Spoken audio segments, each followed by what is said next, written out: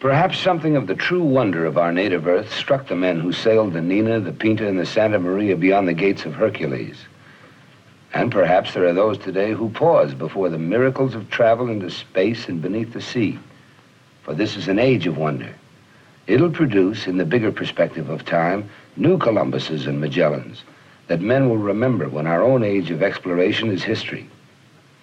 Sealab 1 is part of that adventure, a beginning part in our own times.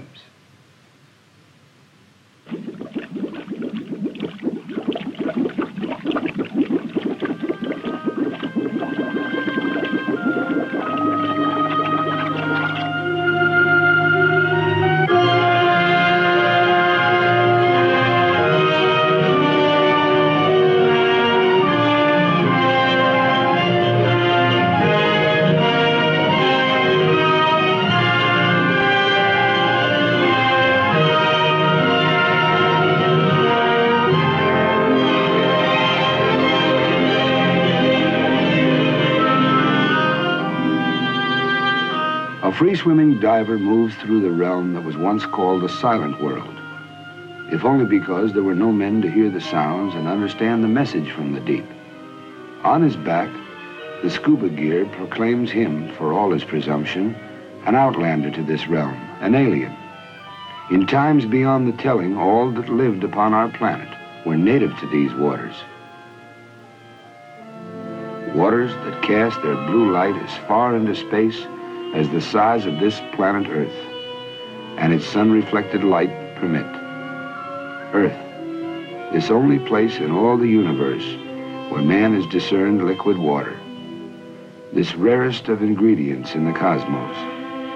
What is rare in the known universe blankets our hometown world, the planet Earth. Some 70% of it is covered by the seas. The continental shelf alone, this water-covered plateau that surrounds the continents, is the size of Africa, or 3 times the size of the United States, explorable as we see. Exploitable, too. And how much more so it would be if man were a freer agent, like these individuals. At least an immigrant, a kind of resident. If only he didn't have to come up for air so often. But he has to come up, sooner or later. For purposes of ocean exploration, the later the better. As long ago as the 1870s, Francis Paul Burt discovered the formula that is the E equals MC squared of the diver. He can prevent the possibly fatal bends by slowly decompressing at the rate of 20 minutes for each atmosphere of pressure. In 1915, Professor Thompson of MIT mentioned to the Bureau of Mines that helium should make a good gas for breathing under the heavy pressures of the undersea waters. This was a breakthrough indeed. Let us now, for the sake of getting to the point, pass over those dreamers and tinkerers, those scientists and technicians, those curious types of many lands and generations who brought the state of the diving art to the scuba and beyond. Our present chronicle begins in late 1963, when 2 Navy doctors, Captain George Bond and Commander Robert Workman, supervised Project Genesis, in which human beings remained in a highly pressurized chamber for 2 weeks. That they could do so with reasonable comfort and in perfect safety was a tribute to Bond's 8 years of research on the feasibility of breathing gas mixtures rather than normal air. He and Workman verified the usefulness of helium as a substitute for nitrogen to prevent the dangerous narcosis that high underwater pressures could cause.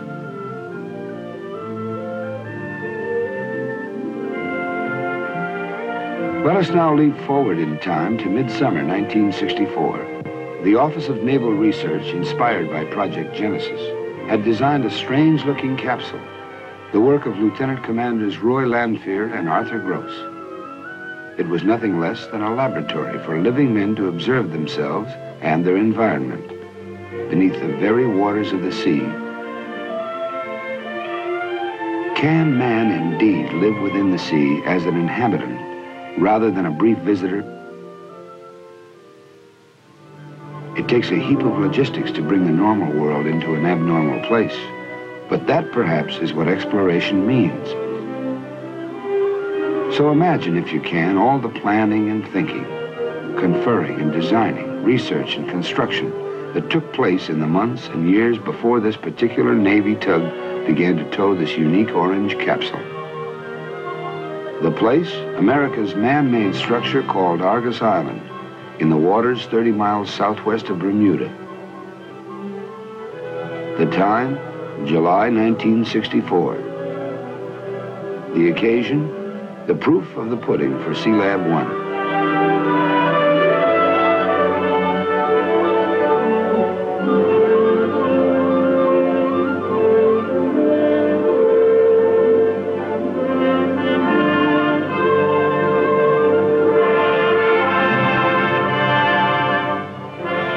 The protagonists, the U.S. Navy, in the persons of hundreds of scientists, technicians, engineers, divers, navigators, and auxiliary personnel.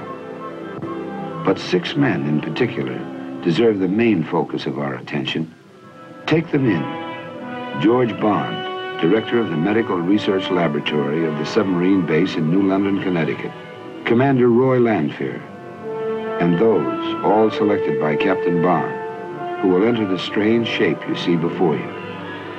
Dr. Robert Thompson, Lieutenant Commander, U.S. Navy, 36 years old, a native of Los Angeles. And 3 enlisted men of some special note. Expert divers, all of them. Men as much at home underwater as men could be, up to the time. Robert Barth, Lester Anderson, Sanders Manning, Navy men in their 30s who were to be the human subjects of the Sealab experiment. Here at the Navy's oceanographic station, Argus Island, the heavy logistics proceed. For if 4 men are to live together at the bottom of the sea for 3 weeks, you are attempting something more than just a diving expedition of a few hours or so. Anyone, so to speak, can dip his foot into the water, but that's not the same as a cross-channel swim.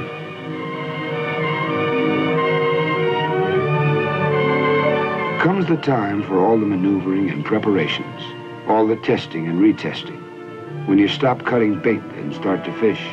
In this case, you load up the bins of the capsule with ballast, say 10 dozen railroad axles and about 10 tons of steel clumps, and it will stop floating and start sinking. Simultaneously, you work precisely and even delicately with mooring lines, cables, connections. Fallibility can be fatal in this new seamanship.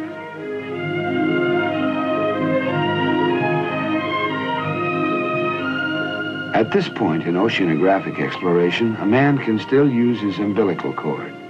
It houses his power and communications cables.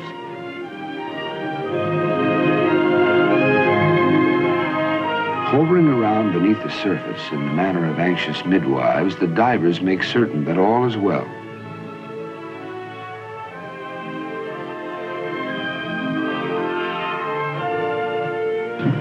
All stations report ready for loading.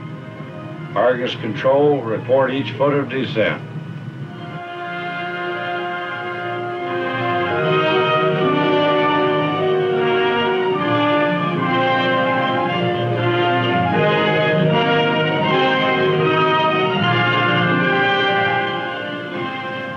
"61 feet, aye. 62 feet, aye. 63 feet, aye.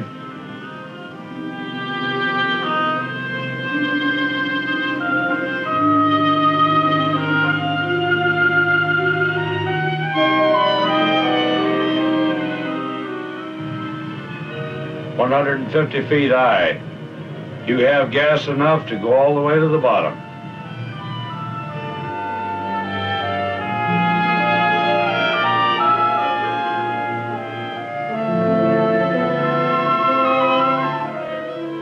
Sealab 1 on the bottom, aye. Hose pipe bubbling, all conditions normal, all systems going.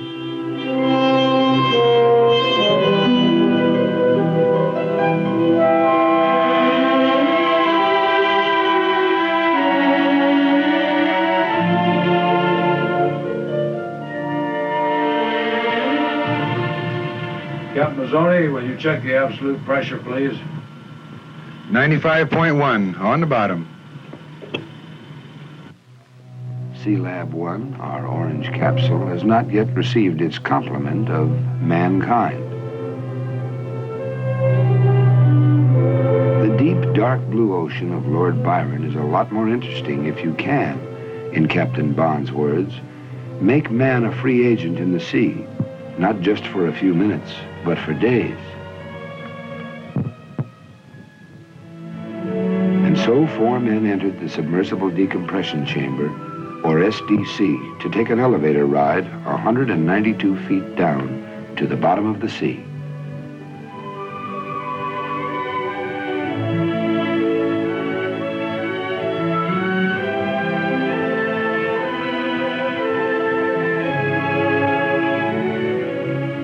They entered Sealab 1 at twilight, through the hatch on its floor. Because inside pressure had been equalized with the outside water pressure, the hatch was left open.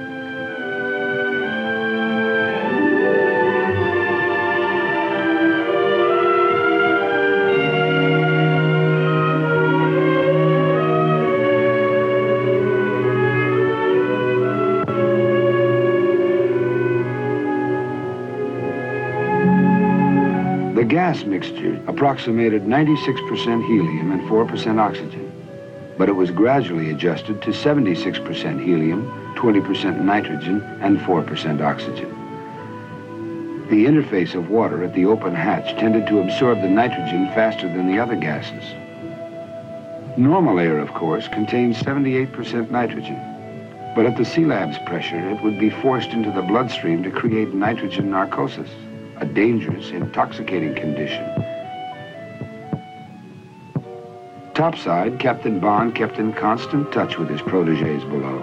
Referring to himself as Papa Topside and to them as his children, he managed nonetheless to keep the foursome undisgruntled because of their deep respect for him. Hadn't he, after all, taken some hefty dives of his own, including one of 302 feet in 54 seconds back in 1958, wearing only a life jacket?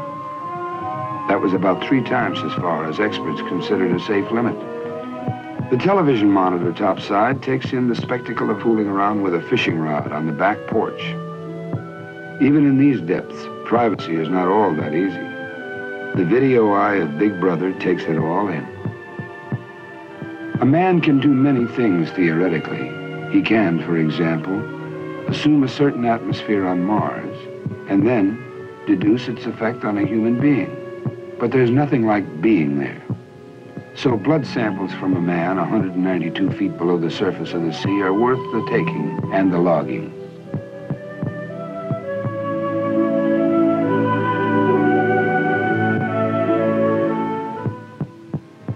Six man-hours every day the foursome devoted to free swimming within a range of 1,000 feet around the capsule.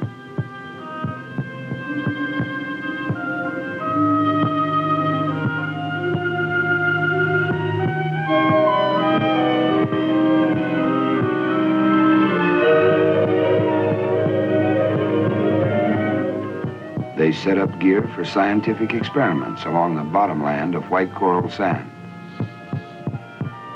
They squinted at the legs of the Argus Island Tower to see how the welding seams were, to note corrosion, to take in this new countryside just beyond their back porch.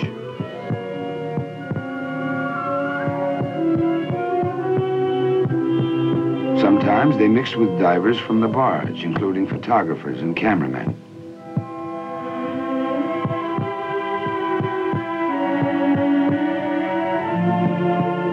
Columbus and Magellan did not have such scribes as these, who, for all their press privileges, must decompress like anyone else if they wish to come up to the surface alive.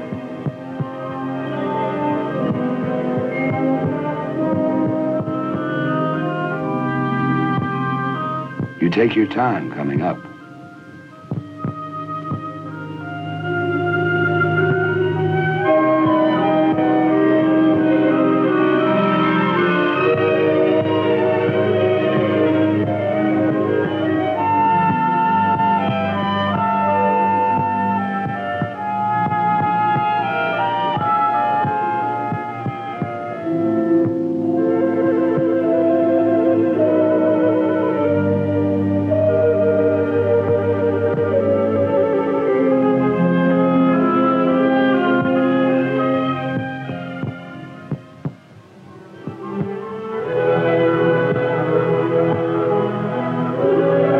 Master Diver Sheets typifies this new breed of explorer, technician, athlete, seaman, who understands the principles of seamanship and the mysteries of the underwater realm, pressure and decompression, breathable and unbreathable gas mixtures, and the seamanship of buoyant capsules and lines and rigging and ballast and supply within the deeps. For this too is seamanship, this art and science of man upon the sea and within the sea.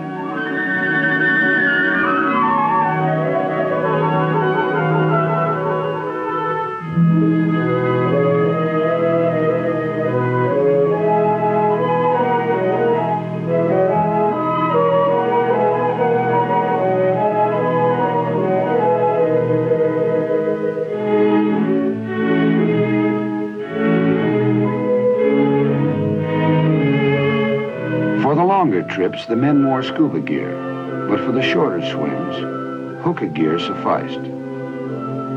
This consisted of 2 tubes connected to Sealab, one to bring them the Sealab's own mixture of helium-centered atmosphere, the other to return the used gas to the capsule. And what the men saw below, for all the tired sophistication that sometimes dogs our civilization, was like a kingdom out of the soaring fancy of the child and the poet, of man and youth, and all the ages of this old planet of ours. Emerald green or zenith blue, depending upon the state of the sky above, the kingdom changes its hue and mood. The angelfish and the grouper saw such visitors as they had never seen before, even in this teeming liquid world with its millions of species. The Barracuda, the fearsome creator of one-legged men in the pirate legends, were on their most benign behavior for the tourist invasion. The big fish eat the little fish, said the Latin poet Virgil, and his meaning is literal as well as figurative. The men began to feel close and neighborly toward the fish, so much so that a diver from the barge spearfishing brought forth a cry of protest from Barth. For a man living on the bottom of the sea may see his fish as neighbors rather than as quarry for his hunting. Day followed day. It was a tight life in the Sealab. After 4 days, it became home sweet home, all 40 by 9 feet of her, minus, of course, space for 3 transformers and all the other gear, such as 6 berths, tables, storage lockers, a shower, 6 electric heaters, a Chamber of Commerce sign, a hot plate. Cooking, however, was limited to baking and broiling. Frying would create greasy hydrocarbon smoke and gases. There was enough food, water, and gas for breathing to last 6 weeks. Atmospheric pressure at 86 pounds per square inch was 6 times that at sea level. The helium in the special atmosphere gave a curious quality to men's voices. Everyone sounded like Donald Duck. Topside, a helium unscrambler made the men's voices somewhat more comprehensible. Sealab 1, this is Sealab Control. Anderson, man the helium unscrambler and give me some test phrases. This is Sealab, manned and ready. Are you on? Let's have the test phrases now, please. I'll do it. They want the men to perform.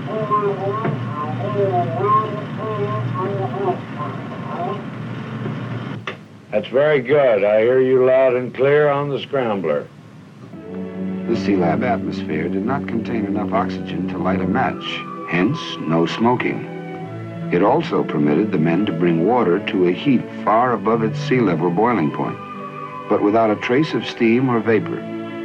Open a soft drink and the bottle would suck air in rather than fizzing out. Let us remember these rare moments on the ocean bottom. Manning and Anderson playing cribbage before bedtime. Going topside after a visit to the Sealab, Captain Walter Mazzoni, Technical Project Officer. Mail delivery, about as prompt as anywhere else under the American flag. But the dented plastic jug shows what pressure can do. They also serve who only endure, day after day and night after night beneath the sea. There was time to loaf and time to read, as well as to work. For a man that endures, a man who simply is triumph enough 192 feet down. Dr. Thompson keeps a medical mind focused on the others, who indeed are busy enough with their daily swims, collecting bottom samples, checking gas cylinders, and taking pictures for later analysis.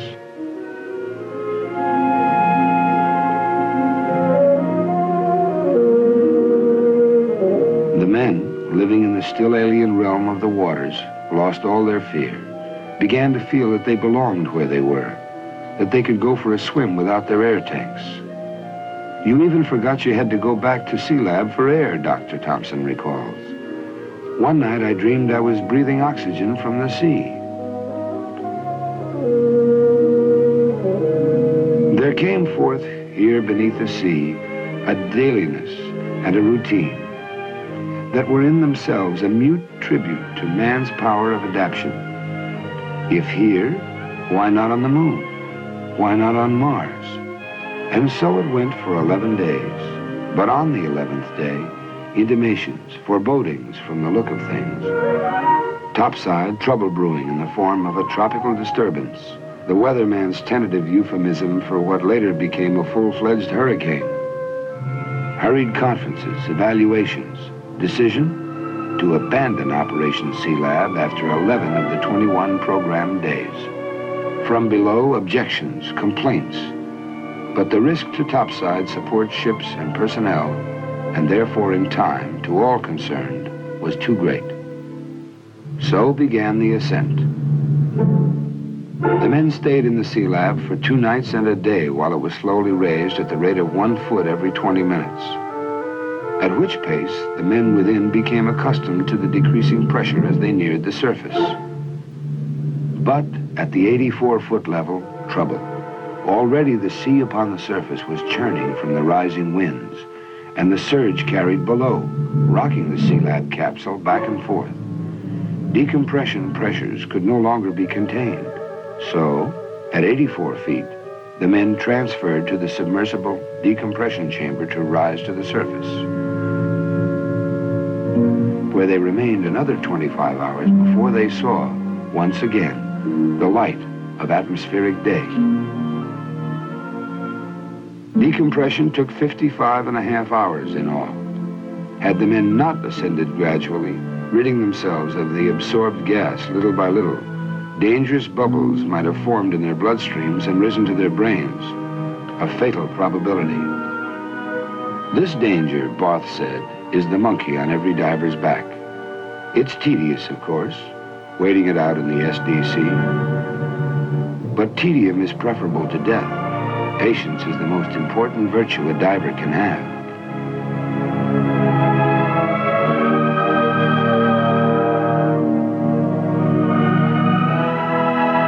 Raising Sealab itself was an engineering feat of some note, since all undersea technology is in the nature of pioneering.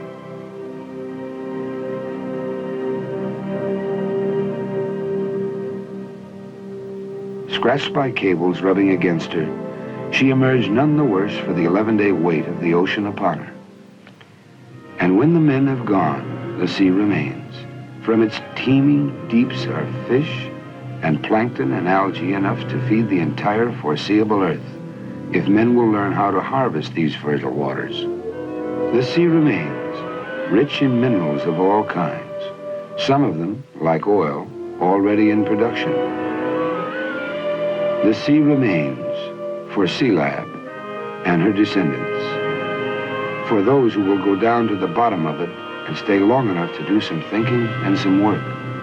Sealab 1 proved that man can take it down below, that if he stays down 24 hours or more, his tissues become fully saturated with helium. Beyond that period, the time required for decompression does not increase, however long he remains below. Sealab was an adventure, a test of man's capacity to survive where survival is the biggest job he has. Beyond survival lies progress, and perhaps a civilization of growing permanence. For the sea remains. Sealab 1 is but an incident, a point in time already in the past. Sealab 1 proved that man does not have to decompress between work periods beneath the sea. that he can, under the precise conditions we have seen, remain below indefinitely. What lies before man here on his own planet, here in the watery inner space that is no less a challenge to his talent and his endurance than the space beyond the upper atmosphere? Will he have the genius to harvest the food of the sea? Food enough even for the exploding population of the crowded land? Will he build factories to process the seafood? Or will he, in this less than perfect world, use the underwater realm for military purposes? Will there be manned outposts on the ocean bottom, fortresses, submarine bases, supply depots? Will he build for the better life, resort hotels, sightseeing, and scientific buildings within these waters? Will he mine the elements, everything from iron to cadmium, from aluminum to oil, that rest unexploited within this planet Earth, beneath the sea? We are reminded of the words of the late John F. Kennedy. "We are just at the threshold of our knowledge of the oceans," he said. Already their military importance, their potential for weather predictions, for food, and for minerals is evident. Knowledge of the oceans is more than a matter of curiosity. Our very survival may hinge upon it. Sealab 1 is a part of the strange, colorful hardware of our age. An age chock full of wonders, but still a time when there remains unknown realms for men in which to adventure. Adventure, yes, but more important is the knowledge gained from scientific investigation of the unknown. From knowledge comes strength, a step in progress toward the essential strategic goals of the future, which will require increasing utilization of the vast oceanic areas for our security.